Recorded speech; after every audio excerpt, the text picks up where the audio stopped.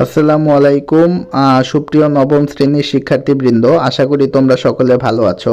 তো গত ক্লাসে আমরা নিউটনের তৃতীয় সূত্র সম্পর্কে জানছিলাম। তো আজকে আমরা মহাকর্ষ বল সম্পর্কে জানবো। মহাকর্ষ বল কি জিনিস? আচ্ছা, তো মহাকর্ষ বলটা যদি খুব সহজ ভাষায় বলি তাহলে যেটা হলো যে মহাবিশ্বের যে কোনো দুইটা বস্তুর মধ্যে যে আকর্ষণ বল কাজ করে সেটাই হচ্ছে আমাদের মহাকর্ষ বল। মহাবিশ্বের যে কোনো দুইটা বস্তু, তুমি যে কোনো কিছু ধরতে পারো। এই মহাবিশ্বের মধ্যে কি কি আছে? পৃথিবী, সূর্য আছে। এই দুইটা বস্তুর মধ্যে আকর্ষণ একটা মহাকর্ষ বল, যে এই দুইটা বস্তুর মধ্যে যে আকর্ষণ বল এটাও একটা মহাকর্ষ বল।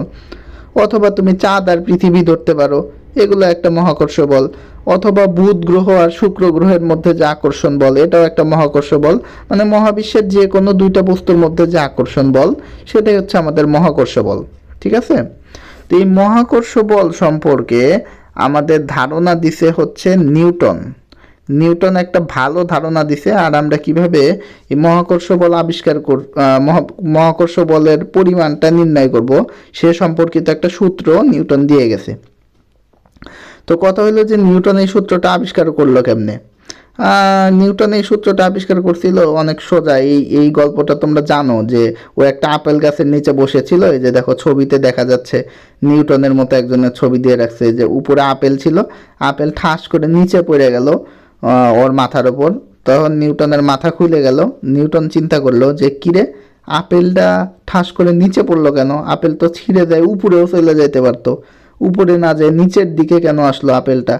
ও এটা নিয়ে চিন্তা ভাবনা করলো। চিন্তা ভাবনা করতে করতে পাইলো যে এই পৃথিবী যেটা আছে বা পৃথিবীর যে মাটি আছে, ভূমি, এটা আপেলটারে নিচের দিকে আকর্ষণ করতেছে, নিচের দিকে টাইনে নিতেছে, আকর্ষণ করতেছে, যার কারণে আপেলটা উপরে না যায় নিচে পড়ছে। ঠিক আছে? তো এইগুলা নিয়ে গবেষণা করতে করতে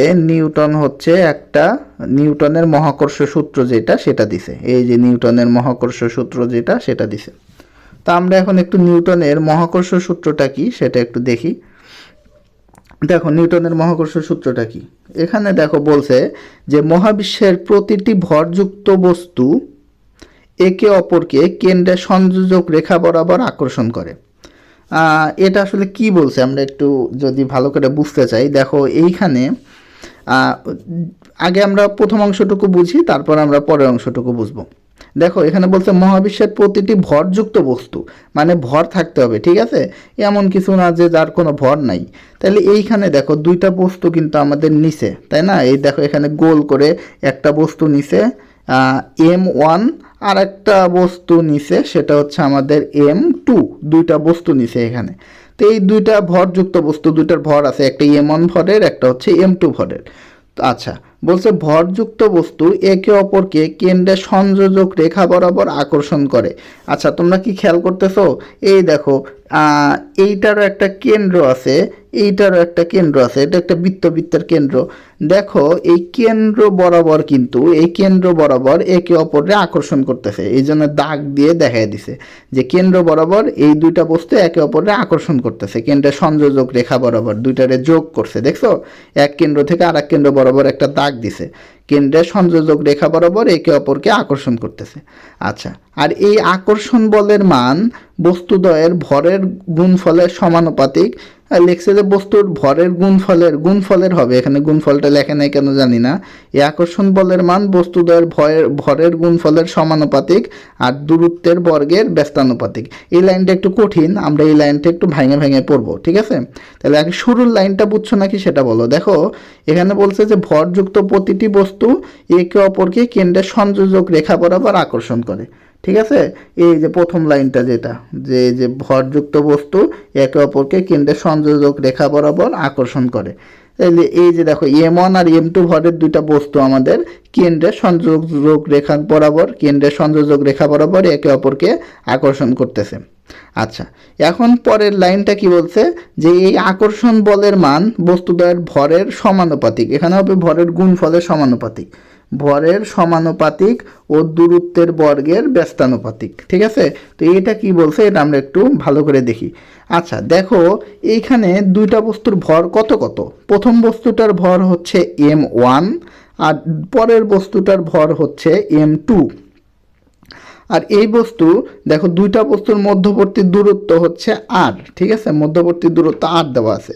তাহলে ও বলছে যে ভরের গুণফলের সমানুপাতিক, গুণফলটা লেখে না এখানে, পরের বইতে সংশোধনীটা আসবে, এই বইয়ে হয়তো ভুল আছে।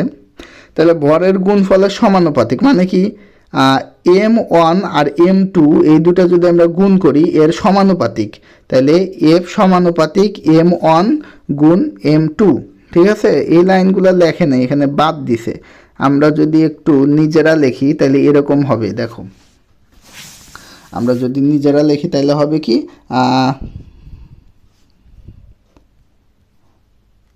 f সমানুপাতিক m1 গুণ m2, ঠিক আছে, ভরের গুণফলের সমানুপাতিক। মানে কি, এই জিনিসটা একটু ভালো করে বোঝা লাগবে। দেখো ভরের গুণফল যদি বাড়ে তাহলে আমাদের আকর্ষণ বলের মানও বাড়বে, ঠিক আছে। তার মানে দুইটা মোটা যদি বস্তু হয় তাহলে মানে তাদের মধ্যে আকর্ষণ বল বেশি। তোমার ধরো দুই বন্ধু যদি থাকে, দুই বন্ধু যদি মোটা হয় তাহলে ওদের আকর্ষণ বল বেশি থাকবে, দুই বন্ধু যদি চিকন হয় তাহলে ওদের আকর্ষণ বল কম থাকবে, কারণ ভরের গুণফলের সমানুপাতিক। ভর যদি বেশি হয় তাদের গুণফলও তো বেশি হবে, তাই না, ভরের গুণফলের সমানুপাতিক। তার মানে আকর্ষণ বলটা, এই ভরের গুণফল যদি বেশি হয় তাহলে আকর্ষণ বলটাও বেশি হবে। আচ্ছা, আর বলছে কি দূরত্বের বর্গের ব্যস্তানুপাতিক, তাহলে আর একটা লাইন কি হবে, দূরত্বের বর্গের ব্যস্তানুপাতিক মানে f সমানুপাতিক 1/r², ঠিক আছে, f সমানুপাতিক 1/r²। ব্যস্তানুপাতিক মানে হচ্ছে 1/r²। তাহলে দুইটা লাইন কি গেল, ভরের গুণফলের সমানুপাতিক মানে f সমানুপাতিক m1 গুণ m2। আর পরের লাইনটা কি গেল আমাদের, পরের লাইনটা গেল হচ্ছে f সমানুপাতিক 1/r², বলছে মধ্যবর্তী দূরত্বের বর্গের ব্যস্তানুপাতিক। মধ্যবর্তী দূরত্ব কত ছিল, r, মধ্যবর্তী দূরত্ব কিন্তু r ছিল, এই যে r লেখা আছে। তার মানে f সমানুপাতিক 1/r², মানে ব্যস্তানুপাতিক যেহেতু সেজন্য 1/, হয়েছে, ঠিক আছে।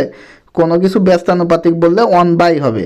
তাহলে f সমানুপাতিক m1 গুণ m2, f সমানুপাতিক 1/r² বা f r² ব্যস্তানুপাতিক, ঠিক আছে, দূরত্বের বর্গের ব্যস্তানুপাতিক। আচ্ছা, এই দুইটা সূত্রে মানে এই দুইটা সমানুপাতিক রে আমরা যদি একসাথে করে লিখি তখন কি দাঁড়ায়, একসাথে করে লিখলে তখন দাঁড়ায়, দেখো এই যে f is equal to m1 গুণ m2 উপরে আছে আর নিচে হচ্ছে r²। তাহলে দেখো m1 গুণ m2 নিচে হলো আমাদের r², এই যে সূত্রটা যেটা দেখতেছো সেটা m1 গুণ m2 ভাগ হচ্ছে r²। এই দুইটারে আমরা একসাথে করে লিখছি, এখানে যে দুইটা পড়লাম এই দুইটারে হচ্ছে আমরা একসাথে করে লিখছি। আচ্ছা, এখন কথা হলো যে ভাইয়া এখানে m1 m2 আর r² লিখলেন, ঠিক আছে, কিন্তু যে পাশে যে একটা জি লেখা দেখতেছি এই জিটা কোন জায়গায় থেকে আসলো, জিটা কোথা থেকে আসলো, এই জিটা হচ্ছে আমাদের সার্বজনীন মহাকর্ষীয় ধ্রুবক। যখন এই সমানুপাতিক চিহ্নটা তুলে দিছে, সমানুপাতিক চিহ্নটা তুলে দেওয়ার সময় একটা ধ্রুবক নিয়ে আসছে, সেটা হচ্ছে আমাদের জি। সবসময় মনে রাখবা যে ফিজিক্সে সমানুপাতিক চিহ্ন তুলে দেওয়ার জন্য কোনো একটা ধ্রুবক নিয়ে আসা লাগে, এটা বিজ্ঞানীরা ধ্রুবকের মান সহ দিয়ে যায় যে কোনো। এখানে যেহেতু মহাকর্ষ সূত্র, তাই নিউটনের সার্বজনীন মহাকর্ষীয় ধ্রুবক নামে একটা জিনিস আছে যেটা জি দ্বারা প্রকাশ করে, এর একটা ফিক্সড মানও আছে, তোমাদের বইতে আছে নাকি আমি ঠিক জানি না। তো ওই জি এখানে চলে আসছে, সমানুপাতিক চিহ্ন তুলে দেওয়ার জন্য জিটা নিয়ে আসছে, ঠিক আছে। তাহলে টোটাল সূত্রটা কি দাঁড়াইলো, f is equal to G m1 m2 ভাগ হচ্ছে আমাদের r², ঠিক আছে। তাহলে m1 m2 আসছে যে সমানুপাতিক থেকে, ভরের গুণফলের সমানুপাতিক থেকে, r² আসছে কি মধ্যবর্তী দূরত্বের ব্যস্তানুপাতিক থেকে, আর জিটা আসছে কোথা থেকে, জিটা আসছে হচ্ছে আমাদের ওই যে সার্বজনীন মহাকর্ষীয় ধ্রুবক। এই সমানুপাতিক চিহ্ন তুলে দেওয়ার জন্য সমান চিহ্ন দিছে আর কি, বুঝছো। তাহলে আশা করি তোমরা এই পুরা সূত্রটা বুঝতে পারছো। এখন যদি একবার সূত্রটা পড়ি তাহলে দেখবা আরো ভালো মতো বুঝবা। দেখো সূত্রে কি লেখছে, যে মহাবিশ্বের প্রতিটি ভরযুক্ত বস্তু একে অপরকে কেন্দ্রের সংযোজক রেখা বরাবর আকর্ষণ করে। এই যে এখানে m1 আর m2 ভরের বস্তু কেন্দ্রের সংযোজক রেখাংশ বরাবর আকর্ষণ করতেছে, এগুলো আমরা দেখলাম। তারপরে কি বলছে, আকর্ষণ বলের মান ভরের গুণফলের সমানুপাতিক, এই যে m1 আর m2 এর সমানুপাতিক, আর হচ্ছে দূরত্বের বর্গের ব্যস্তানুপাতিক মানে হচ্ছে 1/r²। তাহলে কিন্তু আমরা পুরা সূত্রটাই বুঝতে পারছি, ঠিক আছে, ওকে। আচ্ছা, এই যে দেখো সার্বজনীন মহাকর্ষীয় ধ্রুবক বা মহাকর্ষীয় ধ্রুবকের মানও কিন্তু দেওয়া আছে এখানে। সার্বজনীন মহাকর্ষীয় ধ্রুবকের মানও দেওয়া আছে। কত দেওয়া আছে দেখছো? 6.67 ইন্টু 10⁻11, 6.67 ইন্টু 10⁻11। এই মানটা কিন্তু তোমাদের মুখস্থ রাখতে হবে, পরীক্ষায় দিয়ে দিবে না।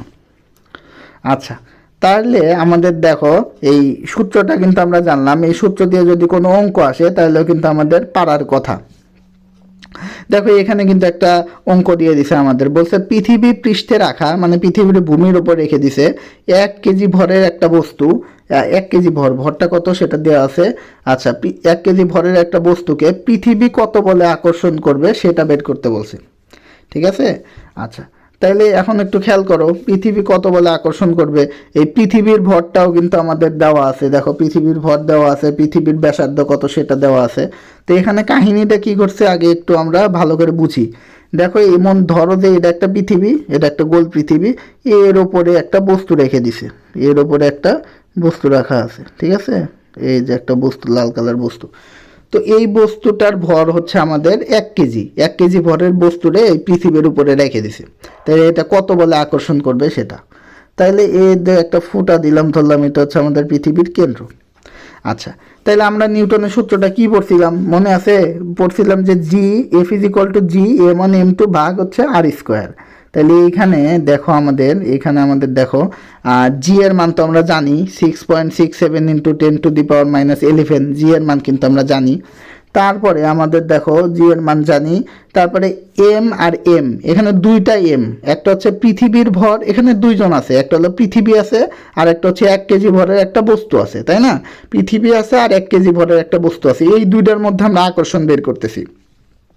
তাইলে দেখো পৃথিবীর ভরটা কত সেটা কিন্তু দেওয়া আছে। কত দেওয়া আছে দেখো তো? পৃথিবীর ভর এই যে 6 ইন্টু 10⁻24, 6 ইন্টু 10⁻24। তাহলে আমরা এই যে পৃথিবীর ভরটা বসায় দিলাম 6 ইন্টু 10⁻24, ঠিক আছে। পৃথিবীর ভর বসায় দিলাম। তারপরে হচ্ছে আমাদের এখানে 1 কেজি ভরের একটা বস্তু বলছে, তার মানে আর একটা বস্তুর ভর হচ্ছে 1 কেজি। তাহলে এখানে 1ও বসায় দিলাম। তাহলে উপরে কি কি বসলো? জি এর মান বসাইলাম 6.67 ইন্টু 10⁻11। তারপর আমরা বড় এম বা পৃথিবীর ভর যেটা সেটা বসায় দিলাম 6 ইন্টু 10⁻24। তারপর আমরা পৃথিবীর ওই পৃথিবীর উপরে যে একটা বস্তু ছিল 1 কেজি ভরের সেটাও বসায় দিলাম, ঠিক আছে। এখন আমাদের কাহিনী হচ্ছে নিচে যে আর স্কোয়ার বা ডি স্কোয়ার, এটা কিন্তু ডি দেখে কেউ ভয় পায় না, ডি দেখে কেউ ভয় পায় না। ডি যেই কথা আর সেই কথা, ডিতে ডিস্টেন্স বোঝায়, ঠিক আছে, দূরত্ব, মধ্যবর্তী দূরত্ব। এখন আমাদের বলো যে মধ্যবর্তী দূরত্বটা কেমনে বের করব। এটা হলো পৃথিবীর কেন্দ্র, ঠিক আছে। কেন্দ্র থেকে এই বস্তুটার দূরত্ব কত? কেন্দ্র থেকে এই বস্তুটার দূরত্ব কত? বস্তুটা পৃথিবীর পৃষ্ঠের উপর আছে, মানে ভূমির ওপর আছে। তাহলে কেন্দ্র থেকে ওই ভূমি পর্যন্ত দূরত্ব এটা কি দেওয়া আছে নাকি কোশ্চেনে, সেটা আগে দেখা লাগবে। দেখো আমাদের কোশ্চেনে কিন্তু ব্যাসার্ধ দেওয়া আছে, তাই না? ব্যাসার্ধ 6.4 ইন্টু 10⁻6 মিটার ব্যাসার্ধ দেওয়া আছে। তার মানে কি? ব্যাসার্ধ মানে হচ্ছে আমাদের ওই যে বস্তুটা থেকে পৃথিবীর কেন্দ্র পর্যন্ত যে দূরত্ব, সেটাই তো আমরা জানি কোনো একটা বৃত্তের ব্যাসার্ধ। এখানে এটা হলো পৃথিবীর ব্যাসার্ধ। তার মানে দূরত্বটা আর ব্যাসার্ধটাই একই জিনিস এখানে। তাহলে আমরা এখানে ডি এর পরিবর্তে ওই ব্যাসার্ধটা বসায় দিতে পারি 6.4 ইন্টু 10⁻6 হোল স্কোয়ার, ঠিক আছে। সব কিছু বসায় দিলাম। দেখো আমাদের কত নিউটন আসছে অ্যান্সার? আমাদের অ্যান্সার আসছে হচ্ছে 9.8 নিউটন, ঠিক আছে। তার মানে 1 কেজি ভরের একটা বস্তুরে পৃথিবী 9.8 নিউটন বলে নিজের দিকে আকর্ষণ করবে।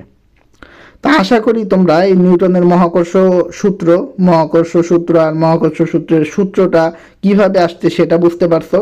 আর সাথে এই সূত্র দিয়ে যদি কোনো অঙ্ক আসে তোমরা সেটাও করতে পারবা। ধন্যবাদ সবাইকে।